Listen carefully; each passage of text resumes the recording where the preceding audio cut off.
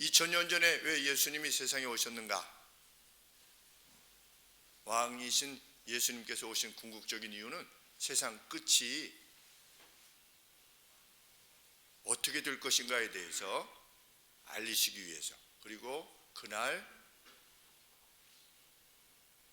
구원하시기 위해서 알리심으로 하나님께서 창조하신 영혼들이 그날을 준비할 수 있도록 하시기 위해서 세상에 오신 것입니다. 어떠한 일이 일어날 것인가? 우리 천국에 대해서 잘 모르지 않습니까? 천국에 대해서 우리 마음속에 생각해 보시는 내용들은 어떠한 것들이 있는지, 우리 천국 하면 뭐가 생각이 납니까? 천국, 그러니까 킹덤 오브 헤븐, 헤븐 하늘의 킹덤, 하늘의 왕국이 천국이지요. 뭐 천국 그러면 우리는 좋은 생각만 합니다. 기쁘고 행복하고 뭐 그런 것만, 즐거움만 넘치고. 그런데 예수님은 천국은 이러이러하다라고 말씀하시는데, 천국은 무엇만 있는 게 아닌 것입니까? 좋은 것만 있는 것이 아닌 것입니다. 천국은 무엇도 있는 겁니까? 슬픔도 있고 이를 갈 정도로 슬픔도 있는 것입니다. 하나님의 킹덤이라고 하는 것은 우리나라도 마찬가지요. 우리나라에 있는 법대로 우리가 행한다면 우리가 이곳에서 안녕을 누리겠지만, 정해진 법을 어기면 어떻게 되는 겁니까? 그는 감옥에 가야 되겠죠. 하나님의 킹덤도 마찬가지라는 겁니다. 하나님의 킹덤은, 천국은 단지 좋은 패러다이스로만 구성되어 있지 않고, 천국이라고는 원리는 선과 악에 대한 어떤 결정이 있는, 그것에 따른 보응이 있는, 그것이 천국이다. 하나님의 나라다. 거기 왕이 있고 거기 백성들이 있고 거기 헌법이 있다. 그것이 천국이다. 그런데 마지막 날이 되면 그 천국이 선명하게 드러나게 될 것이다. 어떻게 해라? 준비해라. 모든 시대에 영혼들이여 준비하라. 이것을 알리시기 위해서 예수님이 세상에 오신 것입니다. 그런데 그 천국에 대해서 비유로 말씀하셨습니다. 비근한 이야기들로 계속 말씀하셨습니다. 그래서 사람들이 우리야 이 성경이 있으니까 이 비유가 무슨 뜻인지 알지만,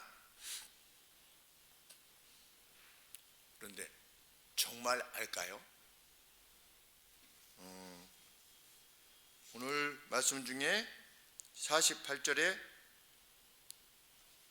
물고기 그물을 물가로 끌어내고 앉아서 좋은 것은 그릇에 담고 못된 것은 내어버리느니라. 여기서 좋은 것은 무엇일까요? 어떤 물고기가 좋은 물고기입니까? 네? 상품성이 있는. 네. 우리 안수 집사님은 제대로 답변하실 줄 알았는데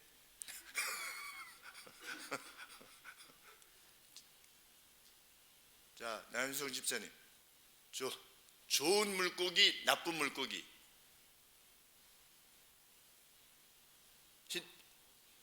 먹을 수 있는 것과 먹을 수 없는 것. 네. 힌트가 벌써 갔기 때문에. 네. 그러면 먹을 수 있는 것과 먹을 수 없는 물고기는 어떻게 정해집니까? 어떻게 정해지죠? 네? 율법에 무엇이라고 되어 있습니까? 비늘이 있고 비늘이 없는 거는 먹지 말고, 또 비늘만 있습니까? 또 하나, 네? 지느러미. 그렇죠. 물고기와 지느러미가 없는 물고기가 못된 고기입니다.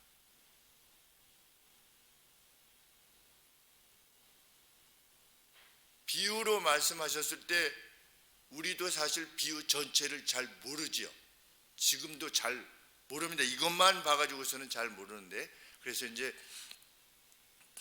목사들이 연구해서 성도님들에게 알려드리는 것입니다. 목사도 알겠습니까? 다 연구가들의 도움을 받아서 이렇게 알게 되는 것인데, 이때 당시에 이 비유의 말씀을 들었던 이들은 무슨 이야기인지 알아들을 수가 없었습니다. 그래서 제자들이 물었습니다. 예수님, 왜 설명해 주시지 않고 이게 비유로 말씀하셔서 사람들이 못 알아듣게 하십니까? 그랬더니 예수님이 뭐라고 말씀하시냐면, 저들은 안 들으려고 한다.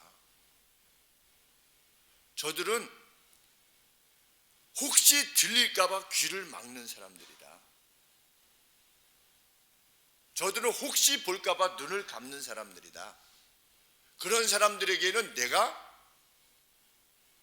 천국에 대해서 드러내지 않을 것이다. 이렇게 말씀하셨습니다. 예수님은 우리 생각하면 어떻습니까?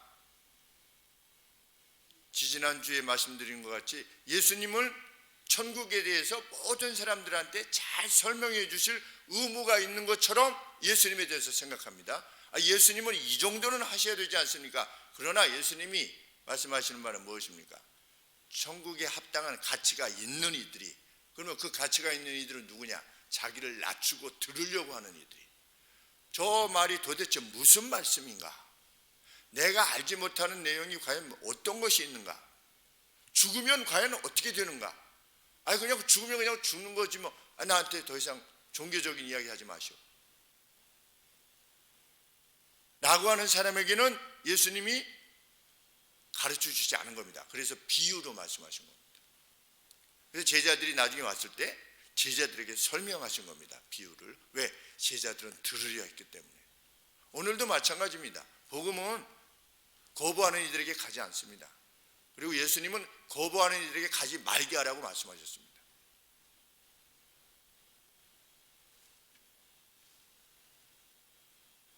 그것이 앞선 비유의 목적입니다. 주님은 천국에 대해서, 하나님이 다스리시는 천국에 대해서 여러 비유를 들어서 말씀하셨는데, 그것들 중에 오늘 하나가 이 물고기의 그물과 같은 비유 내용입니다. 주님은 하나님 나라가 마치 저인망 그물과 같다. 배 두 대가 아래 이제 무거운 것을, 납 같은 것을 이렇게 대가지고서 아래로부터 이렇게 끌어가는 거죠. 그러면 어떻게 됩니까? 그 안에 무엇이 잡힙니까? 온갖 물고기들이 잡히겠죠. 가급적 많이 담으려고 하겠죠. 하나님은 가급적 많이 담으려고 하시죠.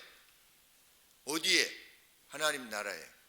가급적 많이, 그래서 넓게, 그물이 크면 클수록, 깊으면 깊을수록 많이 잡지 않겠습니까? 그래서 저인망으로 그냥 아래부터 쫙 훑는 것입니다. 그래서 모든 물고기들이 그 안에 들어오게 됩니다. 그런데 우리 갈릴리 호수에는 물고기만도 27가지가 있다고 합니다. 가서 베드로 고기 먹고 왔는데, 베드로 고기가 제일 유명하대요. 그래서 먹었는데 정말 맛이 없었어요. 이스라엘 사람들은 별 맛없는 물고기를 먹고 사는 것 같아요. 우리 물고기들이 정말 맛있는 것 같아요. 27가지가 산다. 그리고 물고기뿐만 아니라 수중생물들도 살게 되는데, 하나님은 그것들 중에 먹을 게 있고 먹지 말 게 있다 라고 말씀하신 겁니다. 그래서 물고기들이 그물에 걸리게 되면 어부들이 이제 밖으로 끌어내가지고 어떻게 하는 겁니까? 분류하기 시작하죠. 좋은 물고기는 어디에 담았다? 컨테이너에 담았다. 패러다이스에, 낙원에 이렇게 하시고, 나쁜 물고기는 어떻게 했다? 던져버렸다. 왜? 모든 물고기를 식용으로 삼을 수 없기 때문에.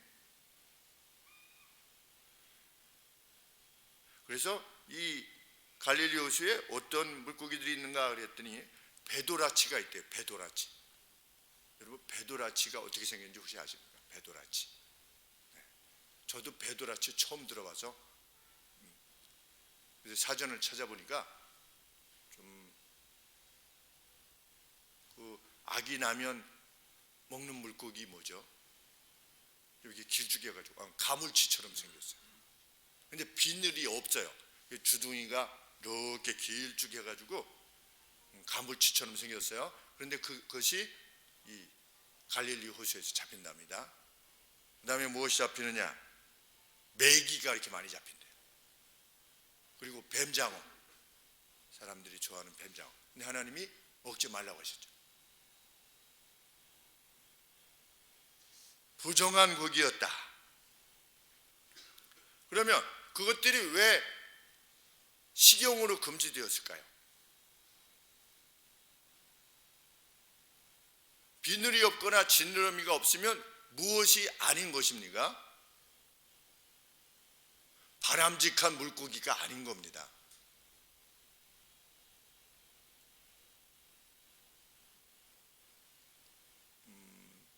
물고기 중에 좀 멋지게 생긴 물고기들이 무엇이 있습니까? 물고기들 중에 딱 봤을 때 이야 정말 멋지게 생겼다 하는 물고기들. 네, 잉어. 잉어 지느러미 있습니까? 없습니까? 있지요. 비늘도 있지요. 잉어 보면 이야 그럼 참 멋지게 생겼다 우리가 이렇게 생각하지 않습니까? 왜? 물고기 같으니까. 또 바다의 황제는 무엇입니까? 제주도에서 많이 나오는 돔. 돔 정말 멋지지요. 사람이 잡아가지고 이렇게 들고 있으면 등 지느러미가 딱 서면서 아주 그 비늘도 반짝반짝하면서 정말 멋있지요. 물고기 같지요. 뱀장어 물고기 같습니까? 아구. 저는 처음 시골에서 고향에서 낚시하는데 붕어만 올라오다가 뭐가 이렇게 올라왔는데 막 징그러워요. 이 뭐야 이거? 지느러미도 없고. 나중에 보니까 메기였어요. 메기가 올라오니까 메기를 처음 봤을 때 이게 만지는데 미끌하더니 아주 그 기분이 나빠가지고 컸는데도 그냥 다시 놔줄 정도로. 하나님은 물고기면 물고기처럼 생겨야 된다는 겁니다. 오늘 우리에게 말씀하시는 것은 무엇입니까? 성도면 성도 같아야 된다는 겁니다. 성도인데 뭐가 없어요? 지느러미가 없어. 성도인데 비늘이 없는 겁니다. 그래서 음식법을 통해서 하나님께서 하나님의 사람은 어떻게 살아야 되는가에 대해서 밝혀주신 겁니다.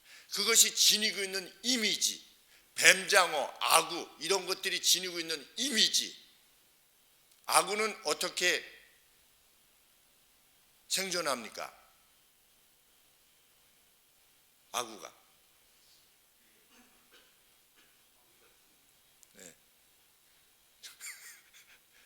숨어 있다가 뻘 같은데 이렇게 숨어 있다가 어떻게 합니까?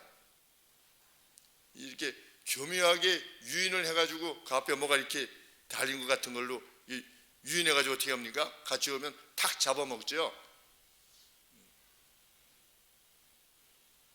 그런 인생은 우리의 이미지하고 맞지 않다는 겁니다. 그리고 그런 것들은 다 뻘 속에서 삽니다. 웬만하면 그 바다나 강의 제일 아래에 저기 밑에 그냥 뻘에 살면서 뻘을 뒤집어 쓰고 살지요. 그리고 대부분 그것들은 썩은 물고기나 그 어떤 짐승의 사체 이런 것들을 뜯어먹고 삽니다. 그것이 지닌 이미지, 그것조차도 하나님의 사람에게는 합당치 아니하다라고 해서 하나님께서 음식법으로 주신 겁니다. 그래서 일상을 살면서 그것을 먹느냐 마느냐가 실상은 문제가 아니라 그렇게 매일의 식생활에서조차도 하나님의 사람으로서 정결한 삶을 살기를 하나님께서 원하셨던 것입니다. 그래서 조업을 마친 이스라엘의 어부는 아무리 물고기가 선도가 좋아도 그것들은 그냥 미련도 없이, 그 어떤 미련도 없이 그냥 던져버리는 겁니다. 그런데 마지막 날에 하나님께서 악인을 그렇게 하실 거라는 겁니다.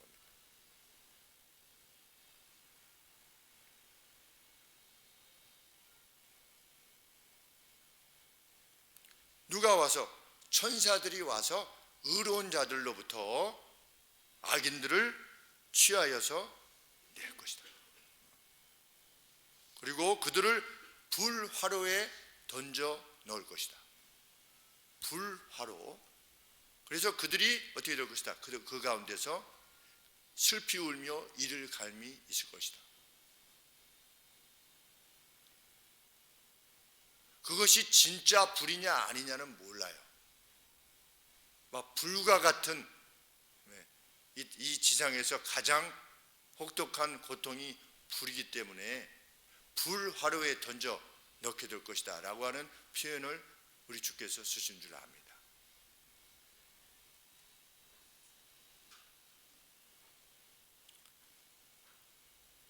결코 악인이 의인의 회중에 들지 못하리로다.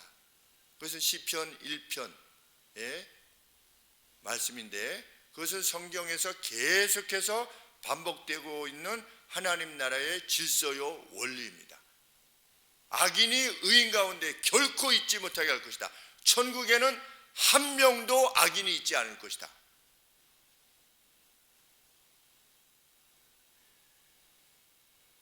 다니엘서 12장 2절 말씀에도 세상 끝에 대해서 하나님이 다니엘로 하여금 주전 600년 전에 예언케 하시면서 땅의 티끌 가운데서, 땅의 먼지 가운데서 자는 자 중에 많이 깨어 영생을 얻는 자도 있겠고 수욕을 받아서 영원히 부끄러움을 입을 자도 있게 될 것이다.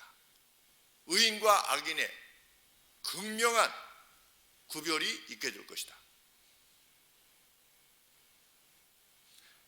구약의 제일 마지막 말씀인 말라기 선지자도 이렇게 말했습니다. 보라, 극렬한 풀무불 같은 날이 이를 것이다. 교만한 자와 악을 행하는 자는 다 쇠프와 같이, 왕겨와 같이 다 불타게 될 것이다. 그러나 내 이름을 경외하는 너희들을 위해서 의로움의 해가 그 날개에 치료를 지닌 채 일어날 것이며 너희는 나가서 외양간에서 나온 송아지들 같이 뛰게 될 것이다. 의인과 악인의 극명한 구별이 있을 것이다 라고 주님이 말씀하신 것입니다. 주님이 오셔서 하신 말씀은 마지막 날에 대한 말씀입니다. 오늘 너희들이 어떻게 살게 될 것이다 라는 것에 대해서 예수님이 말씀하신 적이 거의 없지요. 거의 없습니다. 예수님이 오셔서 늘 마지막에 대해서 말씀하셨습니다. 우리가 확신하는 바는 그 마지막인 겁니다. 그리고 그 마지막에 대한 확신으로 오늘을 사는 사람이 성도요, 하나님의 무리들이요, 의인들인 것입니다.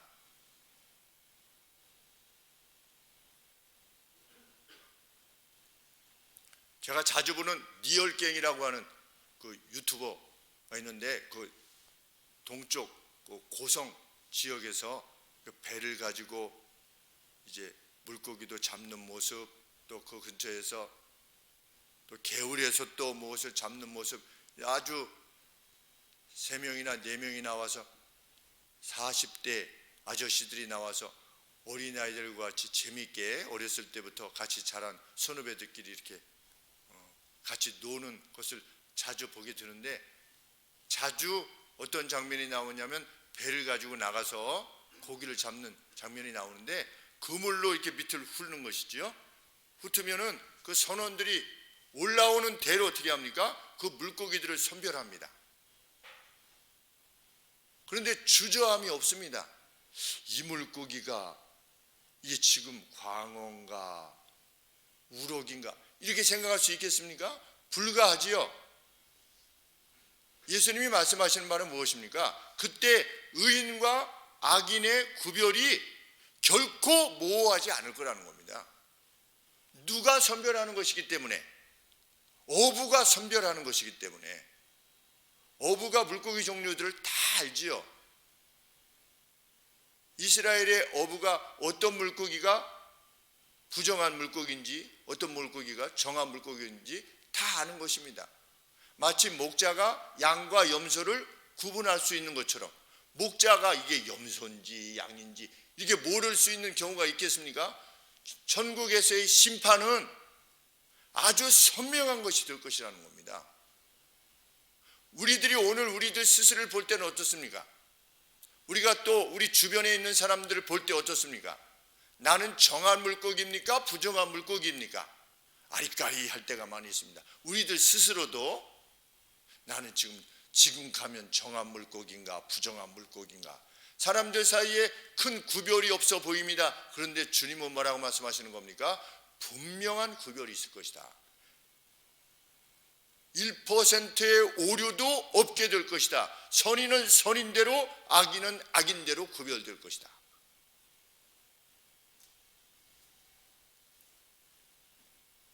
우리가 이러한 말씀을 들으면 어떻게 되는 것입니까? 우리들 스스로 보기에도 정한 물고기라고 스스로 인정하지 못하게 된다면 부정한 물고기에 속할 가능성이 얼마든지 있다라고 하는 것에 대한 경고일 수 있게 됩니다.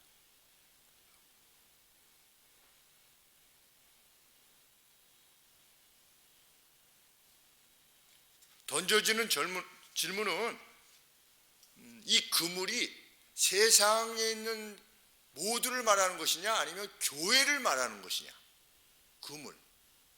그물이 교회 안을 말하는 것이겠습니까? 세상까지 포함한 것을 말하겠습니까?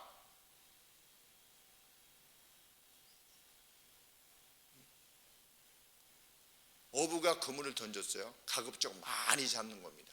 가급적 많이 들어오게 하는 겁니다. 어디로? 교회로. 교회 안에 온갖 종류의 물고기들이 들어오는 겁니다. 그런데 온갖 종류의 물고기들을 선별하는 두 가지 방법밖에 없는 겁니다. 하나는 먹을 수 있느냐, 먹을 수 없느냐. 우리는 지금 21억 명이 하나님을 섬기고 있다고 하는데 21억 명이 지금 이 시대에 21억 명이 담겨져 있는 그물 안에 함께 있는 것입니다. 우리는 정한 국이냐 부정한 국이냐.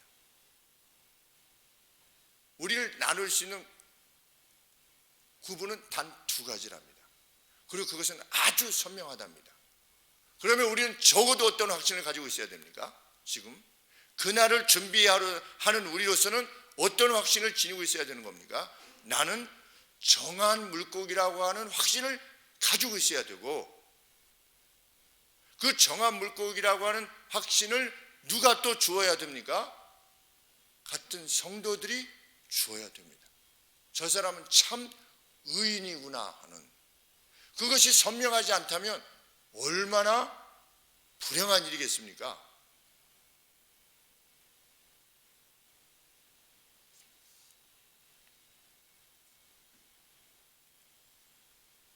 교회는 여러 가지 매력적인 면들이 있습니다. 그래서 사람들이 교회에 이런저런 모습들로 모이게 됩니다. 예수님 시대에도 그러했습니다. 그리고 지금도 그러합니다.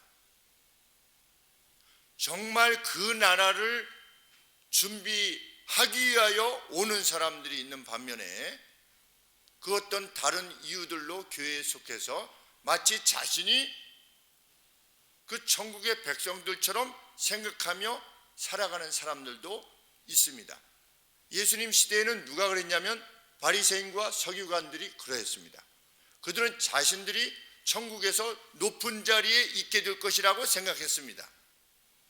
하나님의 나라에 속하여 있다라고 생각을 했습니다. 그런데 예수님은 그들에게 이 독사들아 이렇게 말씀하셨습니다. 독사들아. 달리 말하면 이 마귀들아 이런 뜻입니다.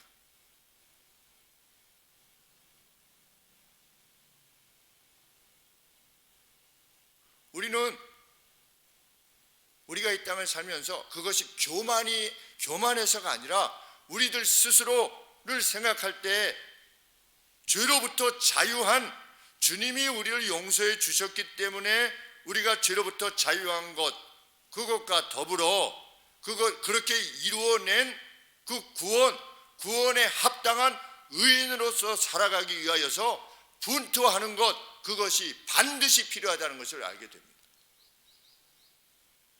왜? 세상 끝이 되면 결정되는 날이 있게 될 것이기 때문에. 그런데 세상 끝은 얼마 안 남았습니다. 주님이 직접 오시는 세상 끝도 있지만 대부분은 그 전에 우리가 먼저 갈 것이기 때문에 그 심판에 우리가 직면하게 될 것입니다. 불과 20년, 30년 내에 직면하게 될 것입니다. 멀리 주님이 오시면 나는 정화 물고기냐, 이렇게 여유가 없어요. 저 같은 경우도 한 20년 내외로 가겠죠. 이제 얼마 안 남은 겁니다. 20년. 저쪽 예배당에서 이쪽으로 온 지가 벌써 9년이 지났습니다. 한 번 더 가면 그게 20년이지요. 예수님은 그날을 준비하랍니다. 정한 물고기로서.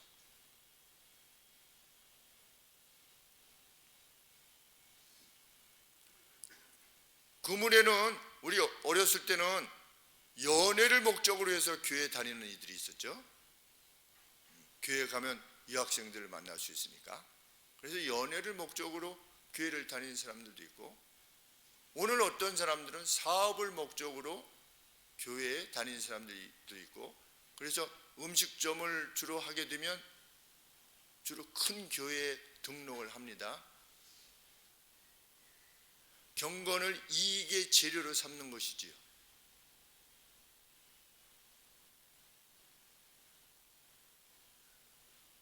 이민교회를 경험해 보니 이민사회 속에서 자기가 무엇을 좀 그래도 돈도 있고 이렇게 하는데, 미국이라는 사회에서 주류 사회에서 인정을 못 받아요. 돈이 아무리 많아도 그들이 이렇게 인정해 주지 않으니까. 어디 와서 인정받으려고 합니까? 교회 와서 인정받으려야죠. 이민교회 일부의 모습이라. 그래서 하나님의 말씀을 이렇게 가르쳤더니 주의를 잘 성수해야 됩니다 라고 했더니, 목사님 그렇게 가르치시면 안 됩니다. 그러면 세상 못 삽니다. 그렇게 살아가지고 세상 못 삽니다 라고 하는 집사님이 계셨습니다.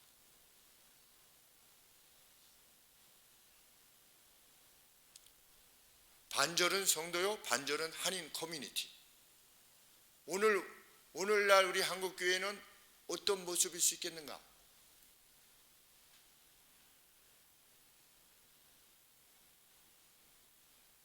저희 형이 부목사로 있었던 아주 큰 교회에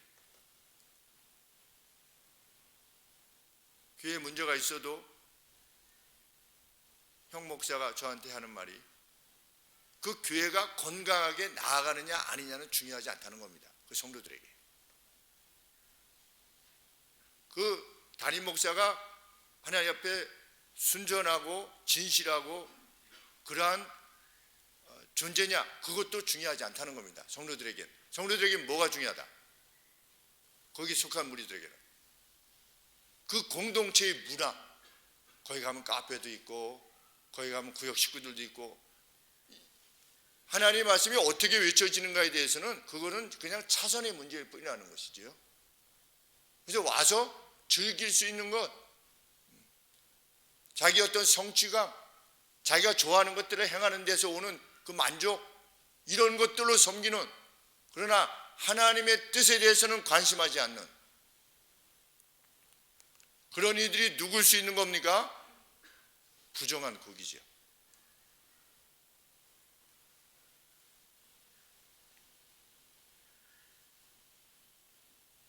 예수님은 교회 안에 모든 종류의 영혼들이 그날까지 함께할 것이라고 하는 것을 밝히신 것입니다.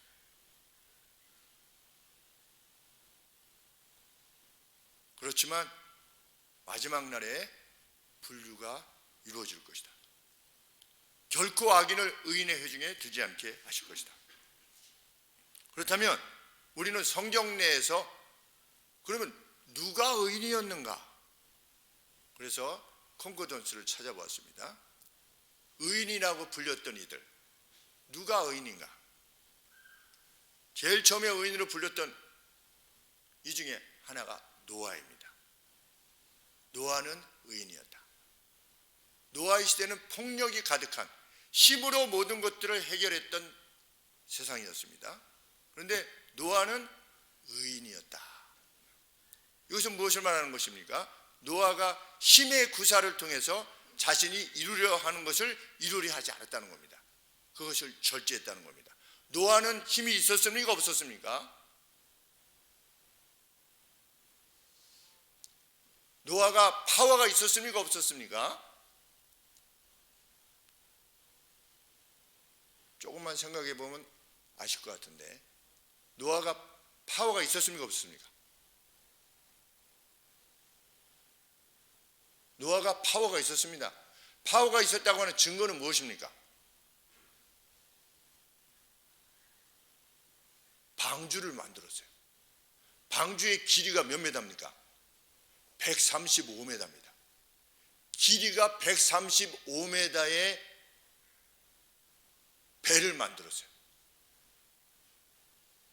폭이 20m, 높이가 15m 되는, 그러면 그 배가 얼마나 한 것입니까? 정말 엄청난 배죠. 그 엄청난 배를 지을 수 있었던 파워가 있었던 입니다. 그런데 그는 무엇을 행사하지 않은 겁니까? 자기의 힘을 구사하지 않은 겁니다. 누가 의인이냐?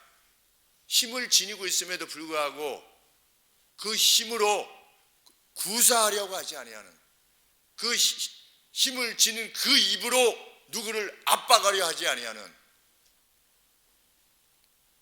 그 힘을 지닌 그 누구로 무엇을 지시하려 하지 아니하는, 자기 악한 것을 지시하려 하지 아니하는, 지금도 오늘 이 사회가 직면한 그 비극이 무엇입니까? 힘에 의해서 지배당했던 이들이 죽어가는. 노아는 의인이었다. 힘을 지니고 있음에도 행사하지 아니했다. 그 사람이 의인입니다. 우리는 우리의 가정에서, 우리의 교회에서, 우리가 속한 사회에서, 내가 속한 공동체에서 내가 지니고 있는 힘을 절제하며 내가 누구라고 하는 것을 굳이 드러내지 않는 가운데서 그 평화로움을 유지하기 위해서 온 힘을 기울이고 있는가? 그는 정한 물고기일 것입니다. 그런 사람을 만나보면 얼마나 힘이 납니까? 프롤리히 예일대 은퇴 교수님, 얼마나 빛나는 모습인지 알 수 없습니다. 모든 교수님들이 그의 권위 앞에 이렇게 엎드리는, 정말 그 교수님이 시편과 애가라고 하는 그 주제로 컨퍼런스가 열려서 켈빈 신학교에 오셨을 때 본인이 강의를 하시는 가운데 성경에 대해서 말씀하셨어요. 그랬더니 다른 교수님들이 디모데후서에서 나오는 모든 성경은 하나님의 감동으로 된 것으로 이렇게 했을 때 그것은 구약 아니겠습니까? 그런데 교수님이 말씀에 의하면 지금 신약까지도 포함해서 말씀하시는 것 같습니다. 이러니까 교수님이 어떤 문서, 고대 문서를 딱 제시하시면서 이러이러이러한 자료를, 레퍼런스가 있는데 이런 레퍼런스에 의하면 거기서 말하고 있는 모든 성경은 신구약을 함께 의미하는 것이다. 이게 딱 말씀하시니까 그 회중들이 그냥 그 권위에 그냥 쏴 해주는 거예요. 이렇게 그런 거는 제가 처음 느껴봤어요. 어떤 강의하다가 권위에 의해서 사람들이 그렇구나 이렇게 하는 거죠. 모든 사람들이 그때까지만 해도 그렇게 알고 있었었는데 그 자료를 제시하면서 이렇게 말씀하시는데, 그분이 특별히 역사, 예일대가 역사로 유명한데 그 역사 중에 설교의 역사, 그 주 전공이 설교에 대한 역사입니다. 초대교회 때부터. 그러니까 그것이 관계되어진 자료들을 모으고 연구했던 분이지요. 근데 그런 분이 프롤리히라고 하는 그 분이 다른 사람의 강의에 들어와가지고 젊은 교수의 강의에 굳이 들어오는 겁니다. 우리나라 교수님들이 어떤 컨퍼런스에 와서 자기 강의하고 나서 다른 사람의 강의도 듣고 싶어서 이렇게 막 그 자리에 일부러 찾아가서 앉아서 그 강의를 듣는다. 저는 거의 못 본 것 같습니다. 그냥 자기 강의 끝나면 그냥 가지요. 심지어는 목사들도 조찬 기도회 같은 게 있으면 복음주 위에 조찬 기도회라는 것이 있었습니다. 우리 안만수 목사님께서 총무셨습니다. 유명한 사람들이 목사님들이 옵니다. 초청해서 뭐 강의도 하고 기도도 하고 이렇게 하는데 본인 차례 끝나면 그냥 가는 겁니다. 아, 나 바빠서 갑니다. 그럼 다른 사람들은 본인은 무엇하는 사람입니까? 본인은 강의만을 할 수 있는 사람이지 강의를 듣는 사람이 아닌 겁니다. 그런데 그 프로리히라고 하는 교수님이 그것을 젊은 교수의 강의를 듣고 나서 그 중간 시간에 그냥 어린아이와 같이 저희랑 커피를 마시면서 와, 제가 여기다가는 다 기술을 못했어요. 이게 짧아서. 와, 이 교수, 와, 이번 강의 정말 좋았다고. 아, 내가 이번 강의 이렇게 여기 오지 않았으면 이런 좋은 강의를 듣지 못했을 텐데 정말 나는 행운이라고 이렇게 말씀하시는데 그 사람이 의인인 것입니다. 상대를 높이는, 상대의 존재 가치를 존중하는. 그런데 이 사회가 점차적으로 어떻게 갑니까? 상대의 존재 가치를 묵살시키는 쪽으로 나아가지. 선생님? 선생님은 선생님이지 뭐. 선생님이라고 내가 복종해야 될 이유가 뭐가 있어? 아니, 나이 많이 들으면 노인이면 노인이지 왜 우리가 꼭 그 말을 따라야 돼?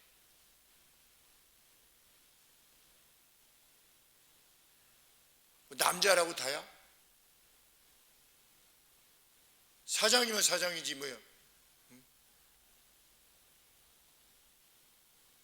상대를 높이는 가치로부터 점점 멀어져 가고 있는 이때에 우리는 정한 물고기로서 우리가 살아가고 있는 사회 속에서 그 누구를 높이고 있는가?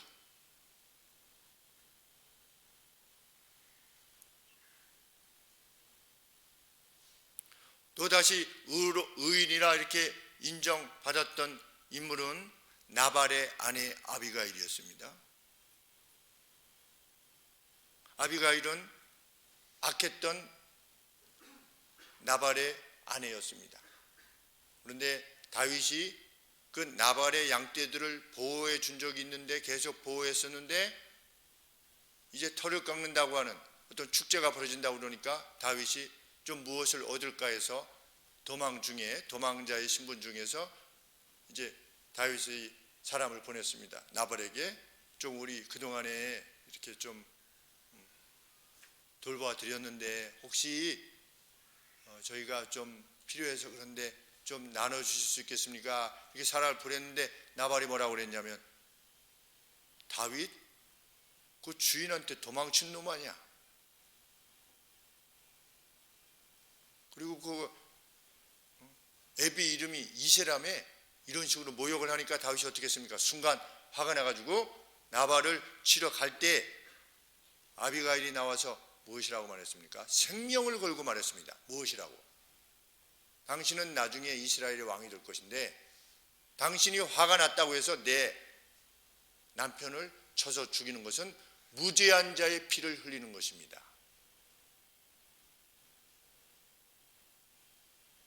그것이야말로 진정한 용기입니다. 다윗의 무죄함을 보호하고자 자기의 생명을 내놓는 겁니다. 지금 다 멸절시키려 오는 이 와중에서도 담대하게 나가는 겁니다. 누구를 위해서? 다윗을 위해서 나가는 겁니다. 왜? 다윗은 하나님이 기름 부은 자니까. 그런데 그 다윗이 무죄한 죄, 아무리 화가 났다 할지라도 당신이 내 남편을 죽이는 것은 무죄한 자의 피를 흘리는 것이 뿐이요 라고 용기 있게 말했을 때 다윗이 무엇이라고 말했냐면 당신이 나보다 더 의롭습니다. 누가 의인이냐? 위기에도 불구하고 상대의 유익을 구해서 용기를 내는 사람, 그 사람이 의인입니다. 그 사람이 정한 물고기인 겁니다. 지느러미가 있고 비늘이 있는 차가운 정이 말고 따스한 정이, 가진 거 내놔서 좀 풀어, 이거 차가운 정이 말고 지금 내가 가진 것을 나누는 정이, 누구 보고 내놓으라고 하는 정의가 아니라 내가 가지고 있는 것을 내놓는 정의, 그것을 행하는 사람이 의인입니다. 우리 하나님은 우리에게 그것을 기대하신 것입니다. 우리에게 그러한 소망을 가지고 계십니다. 너희는 그렇게 할 수 있다라고 말씀하시는 겁니다. 너희는 내 백성이기 때문이다. 내가 너희들에게 그렇게 한 것처럼 너희들도 그렇게 할 것이라고 나는 기대한다. 너희는 진골 제사장이다. 너희를 어둠 가운데서 불러내 그의 빛 가운데 거하게 하신 하나님의 놀라운 말블러스한 그 뛰어남을 세상에 천명하기 위해서 너희를 불러낸 너희들은 제사장이다. 그 다음에 의인으로 불렸던 이가 예수님의 육신의 아버지라 불렸던 요셉이었습니다. 정혼했던 여인이 잉태를 했어요. 나랑 누구랑 이렇게 정혼을 했는데 이 사람이 잉태를 한 겁니다. 그러면 얼마나 분노에 차겠습니까?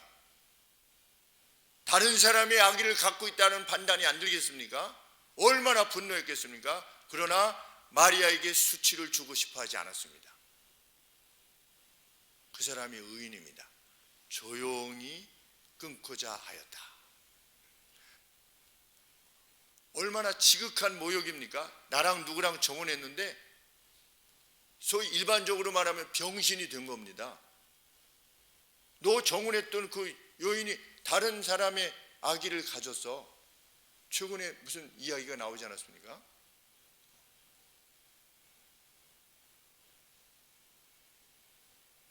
그런데도 요셉은 수치를 줌으로 자신의 분노를 만족시키려 하지 않았습니다. 그 사람이 의인입니다. 하나님의 사람은 예수님 믿고 천국 가고 그것이 다인 양 이 땅을 살지 않습니다. 자신의 변화하지 않음에 대한 슬픔을 안고 살아가는 사람이 하나님의 사람입니다. 완벽하라는 말이 아니라 지느러미와 비늘 있는 고기로서 자기 자신을 변화시키려고 부단히도 애쓰는 존재가 그 사람이 의인인 겁니다. 방향성을 지니고 있는 사람. 삭개오는 의인이 되었습니다. 삭개오는 이스라엘 백성이었죠. 하나님의 그물 안에 있었지요. 그가 회개하기 전까지는 무엇이었습니까? 아구 같은 존재였습니다. 그런데 그가 예수님을 만난 다음에 전혀 다른 사람이 됐습니다. 예수님께서 말씀하셨습니다. 오늘 이 집에, 이 삭개오의 집에 구원이 이르렀다. 달리 말하면 의인이라고 하는 평가를 내려주신 겁니다. 누가 의인이냐? 나의 삶의 가치가 그 누구를 위한 것이라고 하는 사실만으로 가득 차기를 구하는 사람, 그 사람이 의인이다. 그 사람이 정한 물고기다. 인생의 목표 자체가 그것인 겁니다. 돈을 벌고자 함도 그것이 목적이지.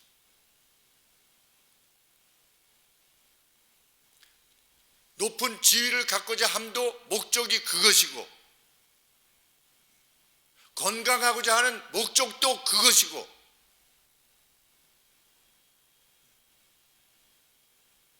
의인은 늘 남의, 성경상의 의인은 남의 유익을 구한 사람이 의인이었습니다.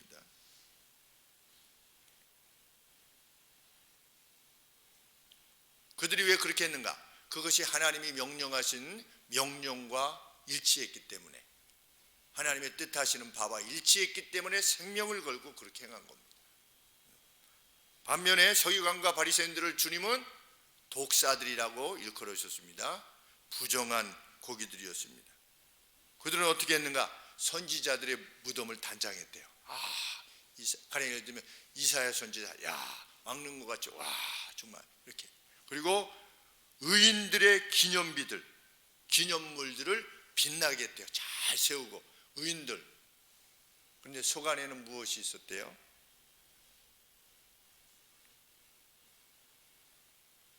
나는 저 세리와 같지 아니함을 감사하나이다 라고 하는 잔인함이 있었답니다.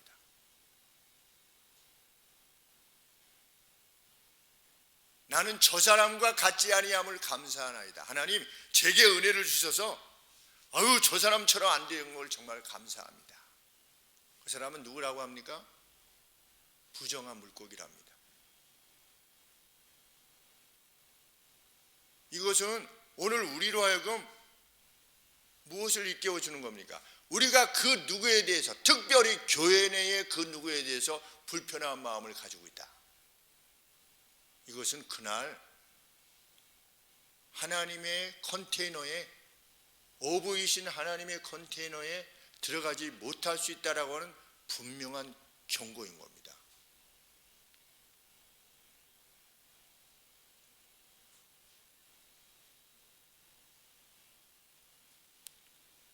또한 주님은 이러한 자들을 악인이라고 말씀하셨습니다.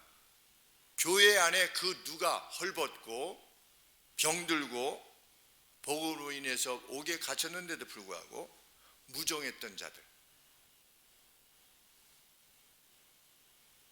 입히지 아니하고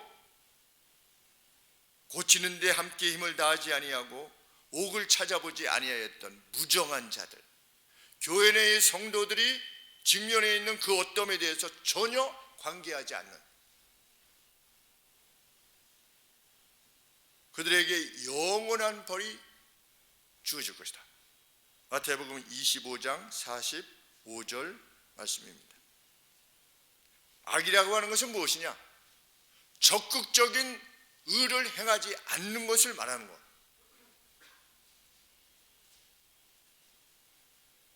섬기지 않음에 대한 그 어떤 감각도 지니지 않는 것. 그 사람이 그 감각, 그 무감각, 그 완고한 마음, 그것을 지닌 사람이 악인이라고 주님은 정의하시는 것입니다. 그래서 그때 창세로부터 예비된 하나님의 복된 가운데 거하거라 라고 하는 선언이 있게 될 때 의인들이 한결같이 무엇이라고 말할 것이라고 그랬습니까? 우리가 언제 주님께서 헐벗은 것을 입혔으며 우리가 언제 주님이 배고프신 것을 먹였으며 목말라 할 때 마시게 했습니까? 그랬더니 예수님 뭐라고 말씀하셨습니까? 이 지극히 작은 자, 거기서는 특별히 제자들이지요. 하나님의 백성들에게 행한 것이 곧 내게 행한 것이다. 이렇게 말씀하셨습니다. 교회는 어떤 것이 되어야 하는 것입니까? 정한 물고기들로만 가득 찬 그물이 되어야 됩니다. 우리는 그 긴장감을 놓지 않은 채로 가야 됩니다. 그렇다고 우리의 구원이 뭐 이렇게 그러면 취소된다는 말이야.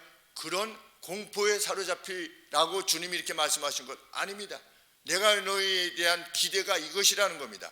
그리고 세상 끝에는 이러한 심판이 반드시 있다는 겁니다. 그러니 어떻게 해라? 그날 정한 물고기로 구별될 수 있도록 오늘을 준비하라는 것입니다. 금년 한 해도 제가 이렇게 회고해 봤습니다. 회고해 봤는데 우리 성도님들이 주님이 주신 계명과 율례를 쫓아서 삶을 결정하기 위해서 저에게 물으시고 그렇게 결정하시고 행동하시는 분들이 한 10분 정도 이렇게 회상되어서 참 조금 전에 제 마음이 참 감사했습니다. 그 갈등들을 해결하고 핍박들을 해결하고 어떻게 보면 정말 망나니 같은 짓을 당했는데도 불구하고 그것을 이겨내고 결국은 승리해 내는 성도님들이 그 빛나는 그냥 조금 뭐 한 것이 아니라 정말 그 마음 그냥 십자가를 따라가느라고 그냥 내 자신을 죽이면서까지 하나님이 원하시는 그 의로움과 선함을 향해서 가셨던 성도님들이 이렇게 회고되어질 때 참 감사했습니다. 제가 다 인식하지 못해서 그렇지 또 은밀한 가운데 그 선한 수고를 기울이는 성도님들이 분명히 계시리라 믿습니다. 더 많으시겠죠. 이러한 선언이 있게 될 것입니다. 내 아버지께 복받을 자들이여 나와 창세로부터 너희를 위하여 예배된 나라를 상속하라. 내가 줄일 때에 너희가 먹을 것을 주었고 목마를 때에 마시게 하였고 나그네 되었을 때에 영접하였고 벗었을 때에 옷을 입혔고 병들었을 때에 돌아보았고 옥에 갇혔을 때에 와서 보았느니라. 우리는 무엇을 믿습니까? 성도의 교통을 믿습니다. 성도의 교통이 뭐냐? 이것이 성도의 교통. 그냥 교제하고 무슨 차 한잔 마시고 이게 성도의 교통이 아니라 성도의 교통은 하나님 나라에 속한 그 누구를 가족으로 이해하는 것입니다. 그리고 그들의 유익을 위해서 내 전부를 바치는 겁니다. 그것이 성도의 교통입니다. 우리는 성도의 교통을 믿습니다. 죽었던 우리가 다시 살 것을 믿습니다. 그리고 영원히 살 것을 믿습니다. 그렇게 믿는 자답게 그렇게 확신하는 자답게 행동할 것을 주님은 요청하시는 것입니다. 그가 정한 물고기로 구별될 것이기 때문에 우리들 가운데 그 누구도 그날 하나님의 양동이에 없게 되는 일이 없어야 될 것입니다.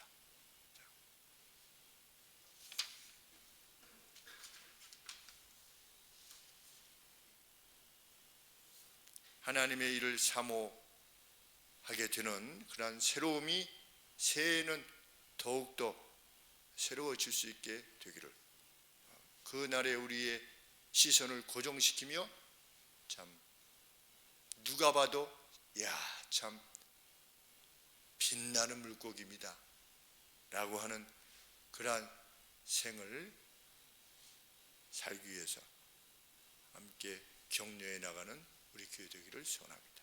기도하겠습니다.